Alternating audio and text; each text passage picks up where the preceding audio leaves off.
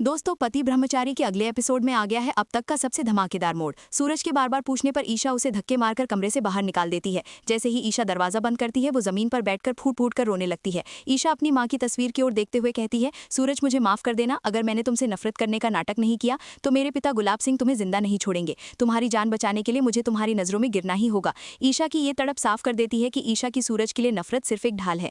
दूसरी ओर सूरज हार मानने वालों में से नहीं है। इस दौरान सूरज को ईशा के व्यवहार में कुछ अजीब दिख रहा था।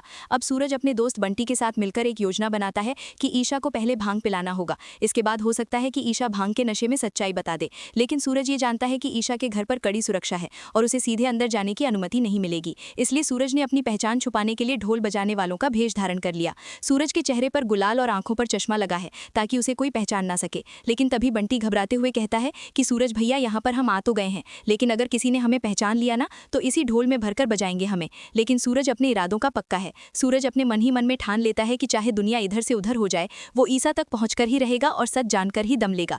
वो ढोल बजाते हुए घर के अंदर पहुंचता है। घर में चारों तरफ रंग उड़ रहे थे और ऊपर सीढ़ियों से उतरती हुई ईशा को देखकर सूरज का दिल धड़क उठता है। लेकिन ईशा उदास लग रही थी, जैसे वो किसी का इंतजार कर रही हो। अब सूरज धीरे धीरे भीड़ को चीरते हुए ईशा की ओर बढ़ने लगता है और सूरज ढोल बजाना जारी रखता है ताकि किसी को शक न हो। वो धीरे धीरे ईशा के पास पहुंचकर ईशा से धीरे से कहता है कि ईशा जी, आखिर आप मुझसे इतना नफरत क्यों करती हैं? मुझे सच जानना है। ये सुनकर ईशा की आंखों में आंसू आ जाते हैं, लेकिन ईशा सूरज से बस इतना ही कहती है, सूरज यहाँ से चले जाओ, अगर किसी ने तुम्हें यहाँ पर देख लिया तो अनर्थ हो जाएगा। दोस्तों, आपको क्या लगता है, क्या ईशा भांग के नशे में गुलाब सिंह के काले कारनामों का पर्दाफाश करेगी? अपनी राय कमेंट बॉक्स में जरूर बताएं। और अगर आपको ये एपिसोड रिव्यू पसंद आया